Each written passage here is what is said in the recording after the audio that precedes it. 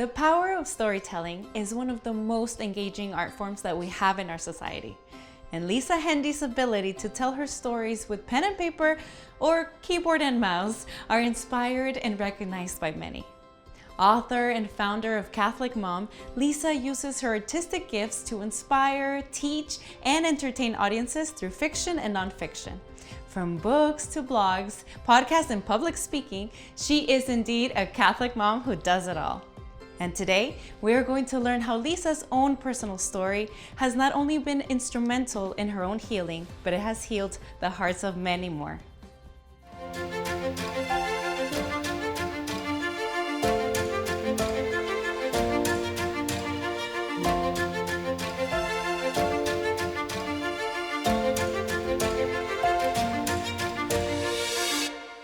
Lisa, thank you so much for welcoming us into your home. It's honestly a pleasure to meet you.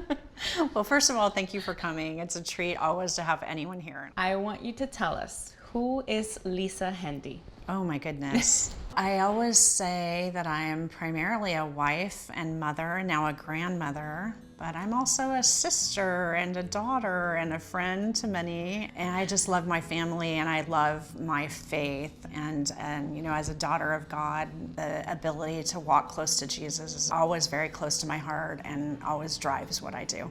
When did your calling for writing start? Do you remember maybe a specific instance, or has it just always been there? When my eldest son was a second grader in Catholic school, I went off to one of those First Communion meetings where the teachers are there to remind you about being ready for First Communion and all the stages of that. And one of the things that she said to us that night was that we are the primary faith formators of our children. And so I went home from the meeting that night just really feeling the weight of that responsibility. This is back in the year 1999. So I went home and dialed up on AOL and went looking for resources to help me with that responsibility. I looked up Catholic mom, like how do I be a Catholic mom? And there was nothing. And I thought, well, there really should be something. There should be some resource out there. So the next day I went to the bookstore and I bought basically a coding book, and I bought a copy of the Catechism. And I decided that that year my hobby was going to be to learn how to make a website. And I wasn't doing it because I thought I had all the answers.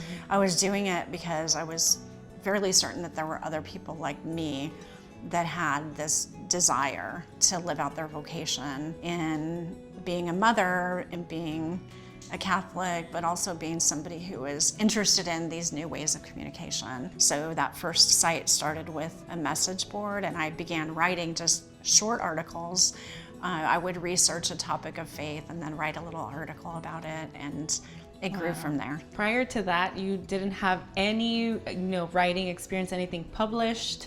No, my career was actually in human resources and hospital settings. So I wrote for work, but by this point I'd been retired. Tell us about Catholic Mom.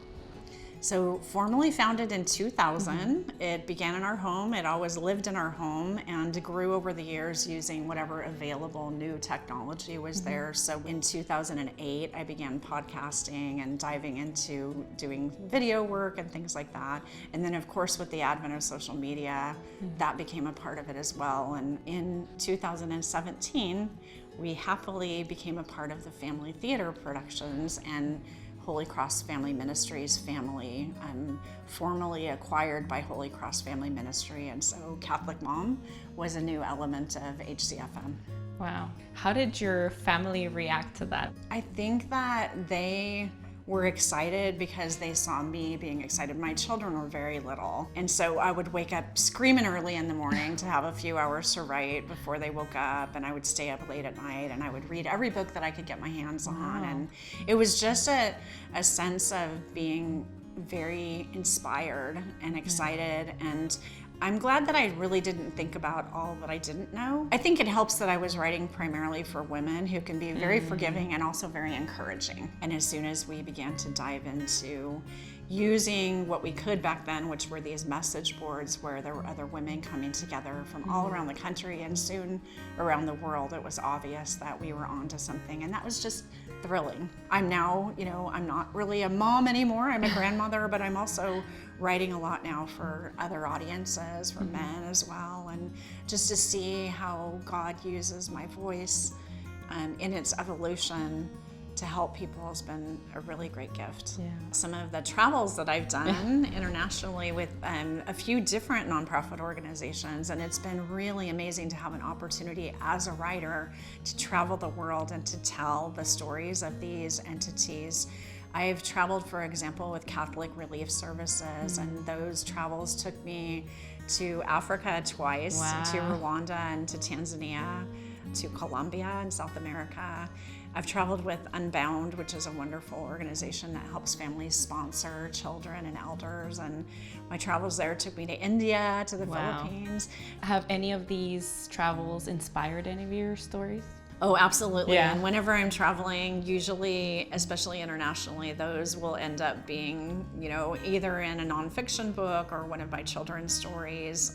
I'm not trying to force that to happen, but whenever I travel, I always choose a patron saint for my travels. And I always just invite God to help me to see the things that will, please Him and bless others in my writing. One of the things that I tell students when I go out to talk about being an author and my school visits that I do is that authors always carry a notebook with them and that they're always observant of their surroundings, and that we pull our inspiration from the things that we see around us. So I am a regular journaler because that's my place of working out what I'm inspired by, and probably 1/100th of it will work its way into public writing, but it's important to me that I continue to observe and be grateful for what God brings into my life, and the things that puzzle or bother me become fodder for writing. Again, a lot of it will never be public, but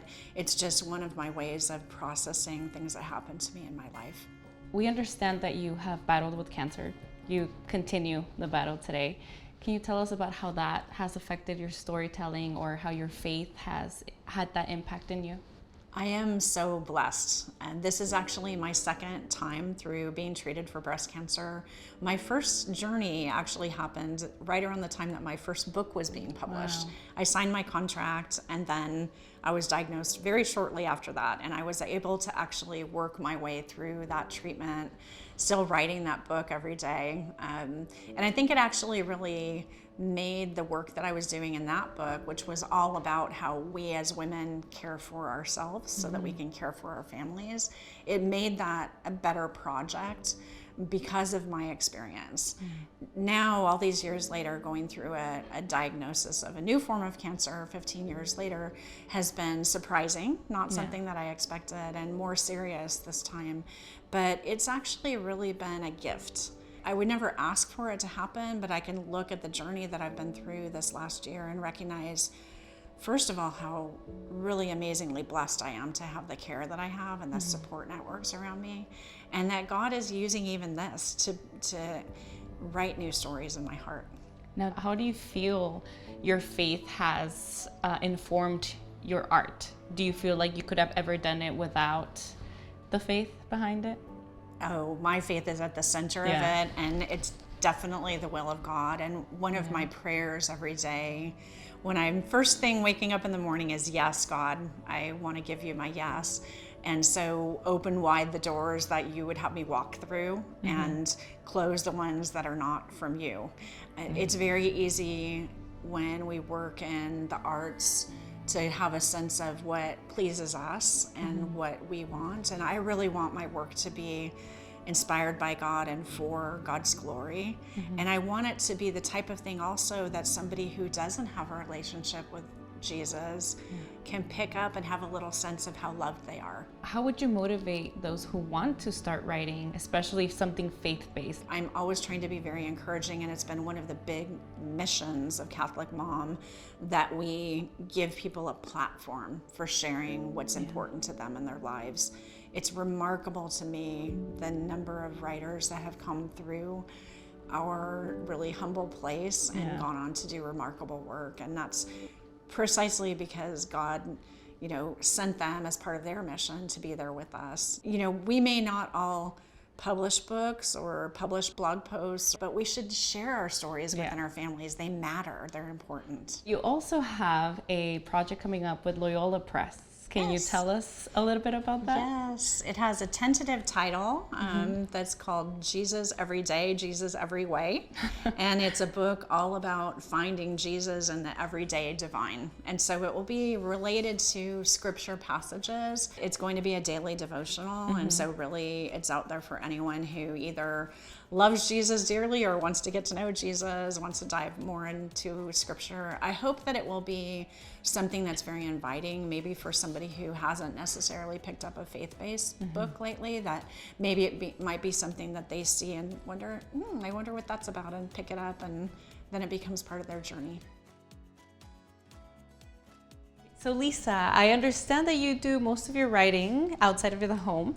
You prefer libraries and coffee shops, right? But is there a place in your home where you do sometimes get inspired and get into writing? Let me show you one of my favorite spaces. It's actually my ball chair. And this is sort of one of my most comfy places in the house. And my husband sort of laughed at me when we acquired this piece of furniture, but I'd say of all the places in the house, I've written the most words right inside of here. And it's sort of because when you go into it, it's almost like going into a little cone of concentration. And I don't know, there's something about being in there that just sets my imagination on fire. So I love writing in there. It really blocks out the environment around that could be distracting, right? Yeah, always writing on my laptop. Well, I keep journals and I keep handwritten notes for story ideas, but I'm a laptop writer and I love having my computer with me. I never have it very far from me. And do you have any of your books that you can show us? Yeah, let's take a look. They're over here on the bookcase. So the first one that I did with Paraclete Press is called I Am God's Storyteller. This really actually touches on a lot of the themes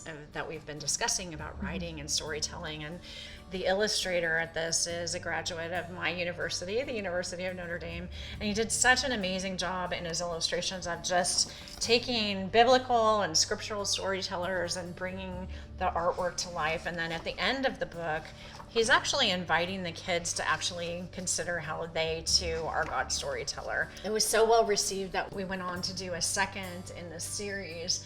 And even though it's the same series, you can see that the illustrator changed. Yeah. And this illustrator is Katie Broussard, who is an amazing watercolorist. And she, again, captured in her own way. We're not saints yet, right? But we know that we're all on the path to being a saint in the making. And then the most recent one is actually one of my favorites, which is I Am Earth's Keeper. And this book is my first rhyming book, so I'm always learning something new. Inspired by this love for nature and care for creation, and writing in poetic verse was a big challenge, but it was really amazing. Now, what is the book, if you have it here, that started it all? So that would be this one. It's called The Handbook for Catholic Moms. And actually that book looked very different when it first came out. It was redesigned a few years back when it hit its anniversary for being out quite a long time. And I write in the libraries or coffee shops because I find that when I write at home, I can be very tempted to be distracted. So it's fun to go out. Also, I just love being around other people when I write and kind of imagining that they're with me doing their own work too. So it's really great. Lisa, thank you so much for allowing us to come into your home and sharing your stories with us that have changed so many lives. Thank you for coming, for being here, and also for recognizing writing as a sacred art. It's been a real gift to share with you today. I mean, when you put your faith into such a beautiful art and are allowing people to grow in their faith, it's definitely something very sacred. And all of you watching, if you have a story to tell, don't be afraid, be courageous, and allow God to talk through you. And you never know how many hearts you can change.